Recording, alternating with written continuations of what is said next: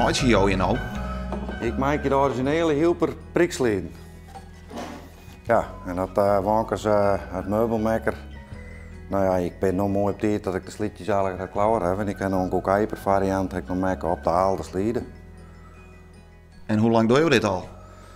Het vaak op zich, het meubelmaatje, dat doe ik, nou ik denk dat ik hier op jongen weer dat ik al bij mijn paak achter de draaibank stond. Dus dat was handig. Dus dan ben ik eigenlijk wat inrollen in het bedrijf. Want dit komt vanuit de familie? Ja, maar ik ben al 4e generatie meubelmaker.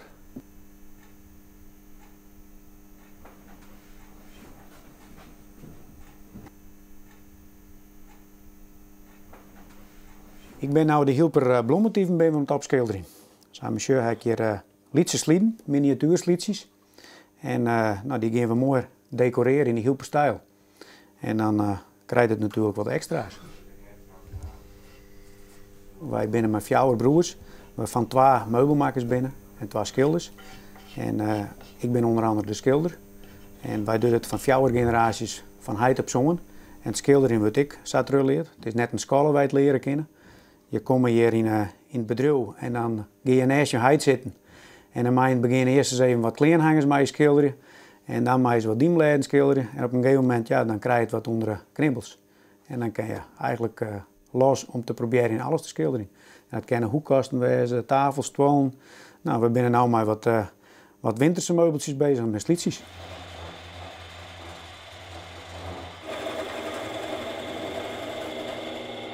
Ik ben grootst op het beroep wat ik doe. En ik qua familie, qua bedrijf, dus dat mijn oerpaken, dus het bedrijf begonnen ben. En dat we dit nog steeds kennen en maken.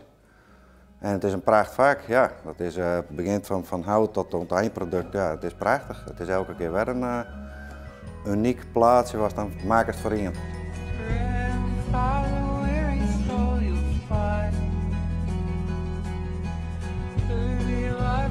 De combinatie van en het meubelmaatje en het schilderen, daar is uw bedrijf uniek in.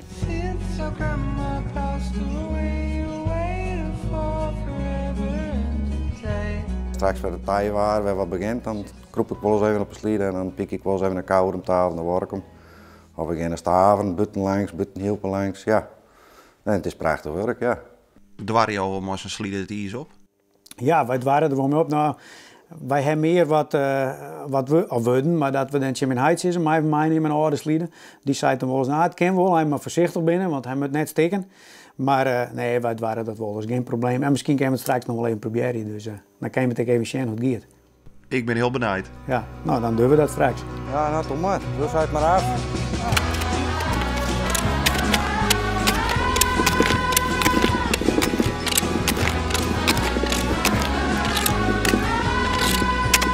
Dat moet er eens leren, hè, Pikje?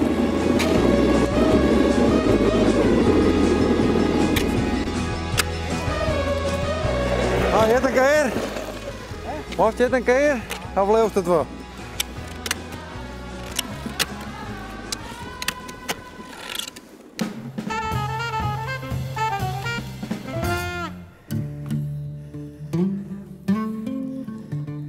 Ja.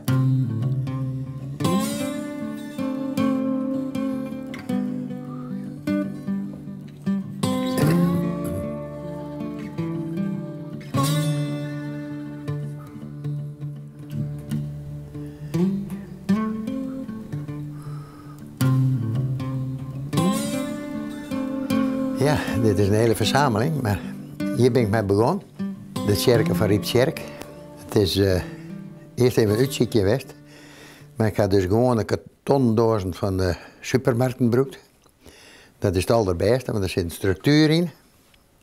En daar kun je dus mooi op verven, want dan moest ik al hier op verven worden.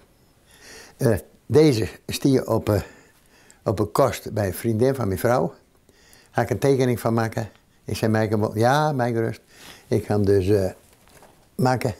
Hij docht alles. Alleen er zit geen gloed in. Je dat met heel breekbaar? Nee. Nee, ze denken altijd van karton en papier. Het is een van de mooiste materialen. Mijn kleindochter die weer naar Parijs met de squallen. En die stuurde me een kaart. En daar stiet de Eiffeltoren op. En dat vond ik zo geweldig. Toen dacht ik van, dat kan me niet schelen, die gewoon ik meidje. Haar Majesteit de Koningin heeft van uw dochter Anneke vernomen dat u een bijzondere hobby heeft. En prachtige objecten vervaardigd uit karton en papier-maché. Uw trotse dochter heeft de koningin foto's gestuurd van de gouden koets, die u met oog voor ieder detail tot in de perfectie heeft nagemaakt. Met gevoelens van de meeste hoogachting. A.M. Leenders Veenekamp, particuliere secretaris van Haar Majesteit de Koningin. De gouden koets, had ik zo wat in je werk aan. Ja, dit is dus de koets. En toen woont mijn hand net meer.